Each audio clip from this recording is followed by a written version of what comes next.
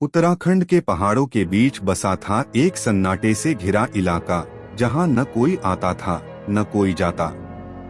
वहीं एक पुराना लकड़ी का घर था, समय से टकराकर अब झुक चुका मगर फिर भी खड़ा। उसी घर में एक बुजुर्ग साधु रहा करता था, जिसका नाम किसी को नहीं पता था। बस लोग उसे वैरागी बाबा कहते थे। उसका चेहरा शांत, आंखें गहरी और चाल ऐसी मानो जीवन की तमाम सच्चाइयों से गुजर चुका हो। लेकिन उसकी दिनचर्या एकदम साधारण थी। सुबह सूरज से पहले उठना, स्नान, ध्यान और पहाड़ों में चुपचाप घूमना। एक दिन सूरज की पहली किरणें पहाड़ की चोटियों पर बिखरी ही थीं कि वैरागी बाबा ने घर से बाहर कदम रखा। तभी उसकी निगाह दूर पहाड़ की ऊंचाई पर खड़ी एक लड़की पर पड़ी। वह लड़की छलांग लगाने को तैयार थी और उसके पीछे हजारों फीट गहरी खाई थी। बिना कुछ सोचे साधु दौड़ पड़ा। जैसे ही लड़की ने कदम बढ़ाया, उसने पीछे से पकड़ लिया। तुमने मुझे रोकने की हिम्मत कैसे की? लड़की चीखी, आंखें गुस्से और आंसुओं से भरी हुई। लेकिन साधु चुप रहा। बस धीरे से बोला, क्या कर रही हो बेटी? चलो मेरे साथ चलो। साधु लड़की को लेकर घर आया। लड़की का नाम था सिमरन।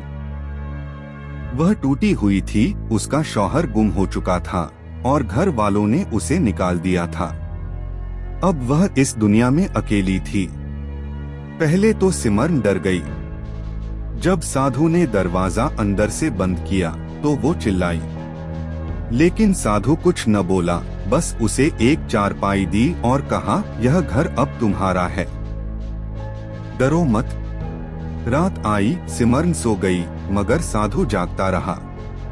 चुपचाप उसके पास बैठा रहा और कुछ पढ़कर उस पर फूंक मारी। हर सुबह साधु उसे पहाड़ों पर ले जाता, कभी सीधा लेटने को कहता, कभी उल्टा। हर रात उस पर कुछ पढ़कर फूंक मारता और फिर बिना कुछ बताए घर से बाहर निकल जाता। सिमरन घबरा गई। उसे लगने लगा कि यह साधु पागल है या कुछ और। क्या तुम पागल हो? क्यों मुझे कभी घर में बंद कर देते हो, कभी पहाड़ पर लिटाते हो? लेकिन साधु चुप रहता। हर रात वही करता, कुछ पढ़ता, फूंकता और चला जाता। तीसरी रात साधु ने कहा, आज की रात यहाँ इसी चोटी पर मेरे साथ बिताओ। सिमरन थक चुकी थी। हर रोज के रहस्यों से परेशान होकर बोली, ठीक है, लेकिन सुबह मैं तुम्हारा घर छोड़ दूंगी। रात के अंतिम पहर में साधु उठ गया। उसने फिर वही किया, कुछ पढ़ा और सिमरन पर फूंक मार दी। अब आंखें बंद करके खड़ी हो जाओ, उसने कहा। सिमरन ने कहा, अब क्या पागलपन है? लेकिन फिर भी उसने आंखें बंद कर ली। अचानक किसी ने उसके कंधों को छुआ, आंखों पर हाथ रखे। सिमरन गुस्से से पीछे मुड़ी, मगर यह क्या, वह साधु नहीं था। उसके सामने उसका गुमशुदा शौहर खड़ा था। तुम, ये कैसे हुआ? शौहर ने कहा, मैं वही हूँ, लेकिन जादू ने मुझे बदल दिया था। शौहर ने बताया, मुझे एक रहस्यमय लड़की ने जादू से बूढ़ा बना दिया था।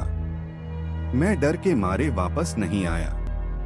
फिर एक साधु मिला जिसने कहा, अगर तेरी पत्नी तुझे दिल से ढूंढे और तू हर रात उस पर दुआ पढ़कर फूंके तो एक दिन वह तुझे गले लगाएगी और जादू टूट जाएगा।